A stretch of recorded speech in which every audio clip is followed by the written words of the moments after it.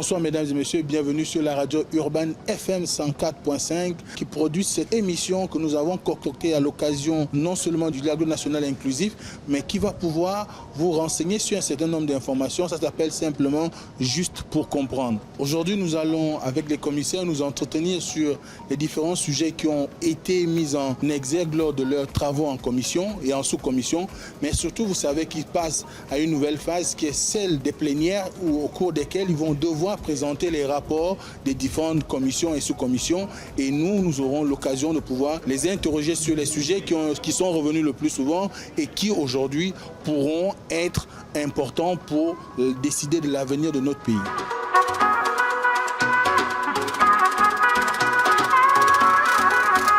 Bonjour monsieur Harley Vinga. Bonjour monsieur. Vous étiez dans la commission patrimoine culturel et valeurs.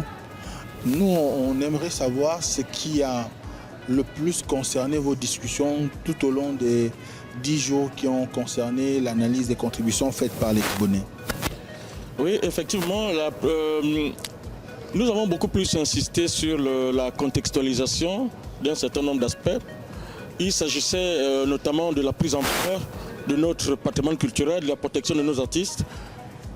Plusieurs questions ont été soumises à l'appréciation des différents commissaires. Il s'avère que les contributeurs ont insisté par exemple sur la question de la protection de notre pharmacopée au travers de l'IFAMETRA. Ils sont revenus sur la question de la protection de la pierre de Migour, du mariage coutumier qu'il fallait absolument légaliser et beaucoup d'autres aspects comme ça sur lesquels nous avons dû débattre tout au long de ces 10 jours. Est-ce que les jeunes ont eu une place dans vos discussions? Parce qu'aujourd'hui, lorsqu'on parle de réappropriation des valeurs gabonaises ou encore la réappropriation de la culture gabonaise, on a souvent tendance à dire que les jeunes ne sont pas au fait ou ne sont pas au rendez-vous des us et coutumes de chez nous. Je pense que ce n'est pas seulement une question de jeunes, c'est une question qui engage toute la population gabonaise. La problématique d'une bonne formation civique est une problématique républicaine. C'est vrai qu'on a souvent tendance à insister sur la question de la jeunesse, mais beaucoup plus que la question de la jeunesse, comme je le disais tantôt, c'est une question de toutes les générations. Donc au travers de cela, nous avons pensé à introduire notamment dans le système éducatif gabonais, au travers des programmes notamment, des valeurs nationales, des valeurs qui nous sont propres, des valeurs qui nous sont endogènes. C'est en cela d'ailleurs que de nombreux commissaires ont proposé que l'enseignement des langues, par exemple, soit introduit, des langues locales, je veux dire, soit introduit dans les différents programmes, aussi bien au primaire, au secondaire que dans les universités, à travers notamment la mise en place des départements. Donc ce sont des questions qui concernent toutes les générations, je le disais encore, et les jeunes beaucoup plus que peut-être nous qui sommes là aujourd'hui, occupent une place prépondérante, il faut le dire. Parce que nous sommes en train de construire l'avenir du Gabon des 50 prochaines années. Donc il fallait bien que l'on commence par quelque chose. Alors, lorsqu'on parle de valeurs, on voit nos rites, on voit nos traditions, on voit nos coutumes, on voit tout ce qui a un rapport avec le patrimoine matériel et immatériel. Comment vous avez abordé le sujet? Est-ce qu'il était question de faire en sorte que ces différents aspects de nos traditions soient pris en compte dans le Gabon à venir? Absolument, absolument. Justement, cela a fait l'objet de débats parfois passionnés, mais rassurez-vous, tout objectif. Nous sommes arrivés à des conclusions consensuelles. Il y avait, comme je le disais tantôt, comme objectif la contextualisation tout justement de notre administration, du fonctionnement de l'État, au travers d'un exemple particulier que je vais vous donner ici. Nous avons remarqué par exemple que dans la plupart des cérémonies officielles, la question de l'introduction des valeurs propres à nos coutumes, propres aux coutumes gabonaises, j'allais dire, ne sont pas véritablement prises en question. Il était donc question, si je puis me permettre, d'introduire tout justement des valeurs, par exemple la participation des acteurs traditionnels, les garants du patrimoine national. Il fallait absolument que cette question soit introduite pour donner un peu plus de poids au fonctionnement de l'administration, parce qu'il faut le dire, nous avons tendance à nous projeter sur des valeurs qui ne nous sont pas propres. lors des prestations de serment par exemple, on se fie uniquement à des repères qui sont étrangers, des repères occidentaux, alors qu'il devrait y avoir un petit regard sur les valeurs qui nous sont propres. Nous avons, comme je le disais, les garants du patrimoine. Les chefs coutumiers, par exemple, les chefs traditionnels qui devraient être de plus en plus impliqués dans la gestion de l'État, dans les cérémonies officielles. Et c'est une nécessité absolue si nous voulons que notre culture survive. Nous sommes là cet après-midi pour prendre vos avis, et étant donné que vous avez participé au dialogue national inclusif qui a été organisé depuis le 2 avril et que vous êtes membre et également rapporteur de la commission économique. Alors de ce qui ressort, c'est que les Gabonais ont beaucoup parlé de souveraineté, de réappropriation de l'économie gabonaise par les nationaux. Est-ce que ce sujet a réellement été au cœur de vos échanges lors de vos différentes discussions en commission et en sous-commission? Je vous remercie. Naturellement, ce sujet a été au cœur de nos discussions, puisque je vous rappelle que les travaux ont principalement été faits sur la base des nombreuses contributions des Gabonais. Et parmi ces contributions-là, naturellement, figurait la volonté des Gabonais de participer désormais à la construction du pays par l'entrepreneuriat, notamment.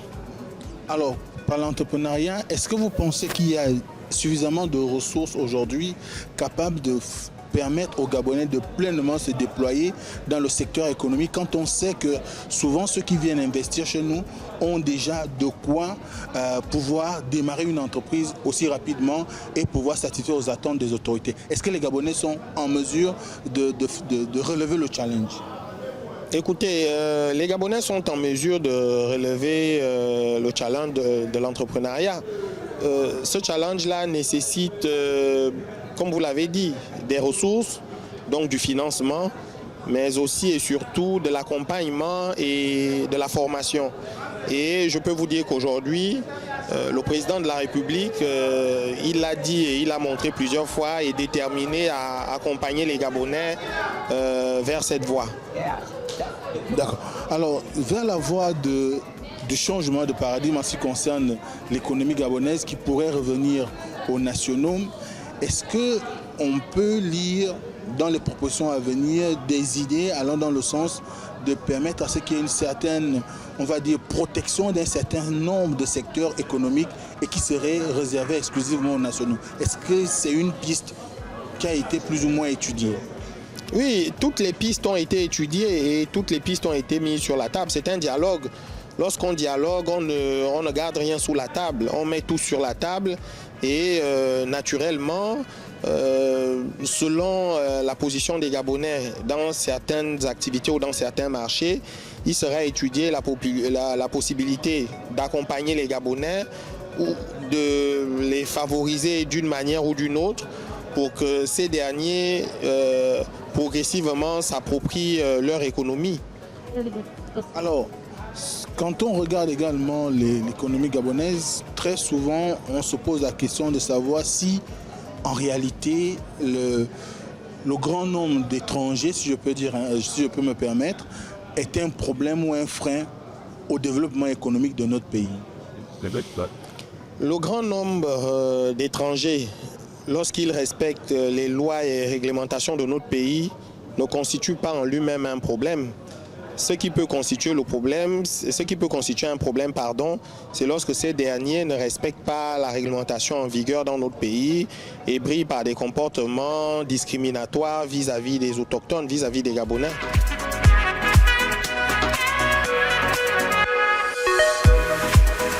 Vous étiez commissaire dans la commission économique et dans cette commission, quels sont les aspects qui sont revenus le plus souvent dans les contributions des Gabonais? Bon, disons que nous avons été subdivisés en groupes de travail. Et j'étais dans le groupe de travail économie et finances, mais plus particulièrement dans le secteur productif. Et dans le secteur productif, la question fondamentale, c'était de passer d'une économie de rente à une économie de production. Vous savez que notre pays est caractérisé par sa dépendance aux matières premières, à l'extraction des matières premières. Et ceci est donc une économie qui ne permet pas d'être compétitive et de favoriser la croissance en tant que telle. Il faut donc ajouter à l'extraction des matières premières leur transformation, ce qui permet donc de valoriser les chaînes de production et d'ajouter de la valeur à nos produits et de créer ainsi de la croissance et des emplois. Très bien. Donc vous parlez d'industrialisation. Quels sont les pans que vous avez qui sont recommandables suivant les contributions des Gabonais pour pouvoir aller vers cette industrialisation le plus rapidement? Non, le plus rapidement, c'est de transformer nos matières premières. Donc le bois, le pétrole et les minerais, le manganèse, l'or, etc. Donc ce qui est demandé, c'est que par exemple le bois, on a commencé à interdire son exportation en grumes, donc de transformer sur place, mais ne pas s'arrêter à la première ou à la deuxième transformation, mais aller jusqu'à l'exploitation des écorces et des copeaux, ne plus rien jeter, de tout récupérer pour pouvoir donner de la valeur, parce que cela est possible. Vous savez, il y a des meubles par exemple en aggloméré. L'aggloméré, c'est des déchets de bois. Donc ça, c'est une voie. L'autre voie, c'est dans le secteur pétrolier. Il est possible de développer une industrie de pétrochimie à partir du pétrole brut que nous produisons. Il est également possible de développer une industrie basée sur le gaz. Et donc, ce sont des choses qui sont à notre portée. Ce qu'on demande, c'est que ça soit vraiment valorisé sur place.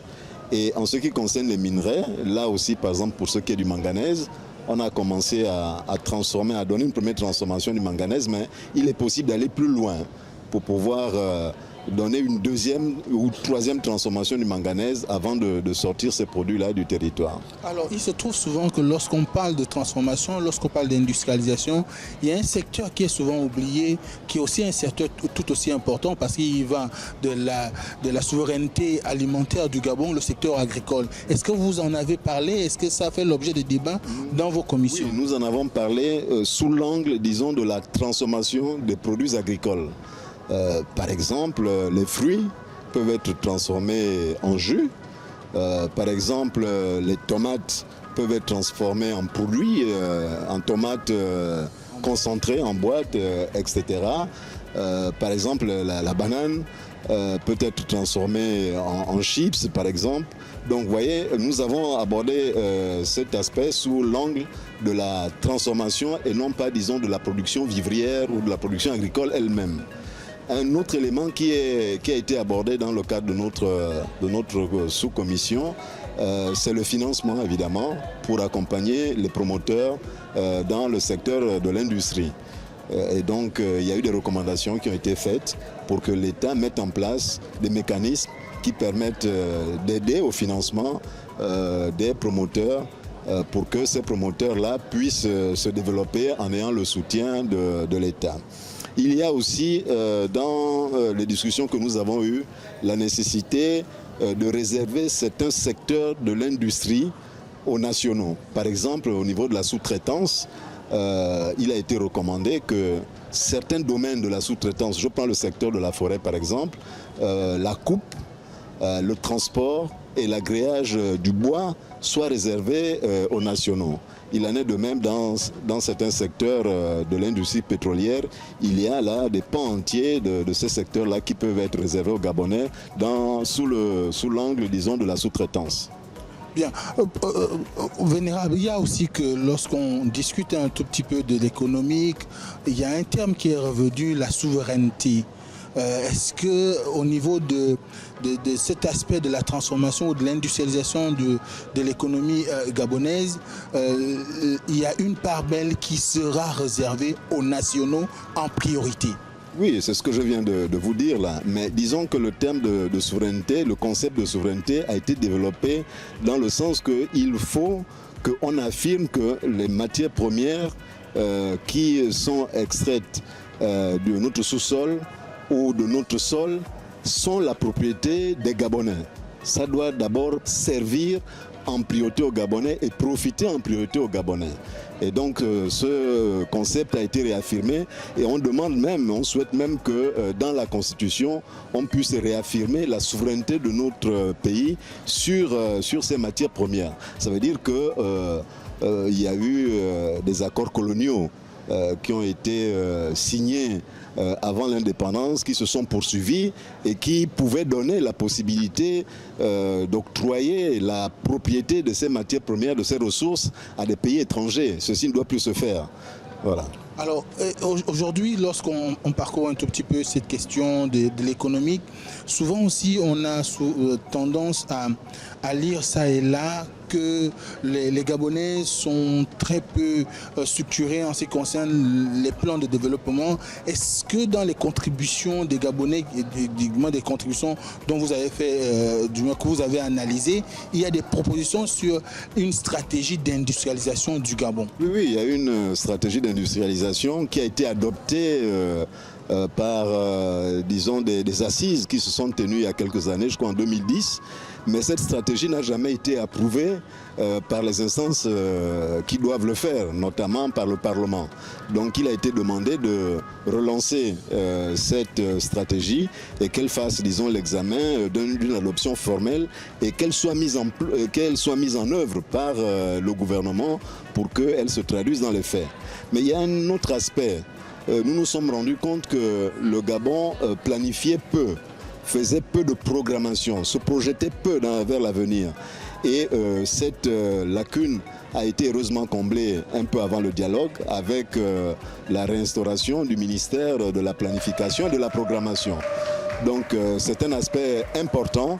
C'est bien beau d'avoir des projets, d'avoir des stratégies, mais il faut les programmer, il faut les planifier dans le temps. Et puis il faut ensuite qu'il y ait une mise en œuvre et une évaluation de la mise en œuvre pour voir si on a atteint vraiment les objectifs. Donc tout ceci aussi a fait l'objet d'intenses discussions dans notre sous-commission. Votre commission vient de faire sa plénière. Est-ce qu'au sortir du 30 avril, le Gabon peut s'attendre à une certaine respiration qui lui permettrait d'être, sur le plan économique, suffisamment dynamique et entraîner un changement en termes de développement? Oui, c'est-à-dire que si les propositions que nous faisons sont entérinées, sont acceptées et entérinées, parce qu'il y a d'abord cette étape-là. Vous savez que le dialogue n'a pas été souverain. C'est un dialogue qui doit adopter des recommandations qui sont ensuite soumises aux autorités compétentes pour qu'elles soient approuvées. Donc une fois qu'elles seront approuvées, selon les structures mises en place et les procédures qui sont mises en place, si ces propositions sont mises en œuvre, nous pensons que dans un délai raisonnable, on commencera à en voir les fruits et on verra vraiment les changements structurels qui vont s'opérer dans le pays.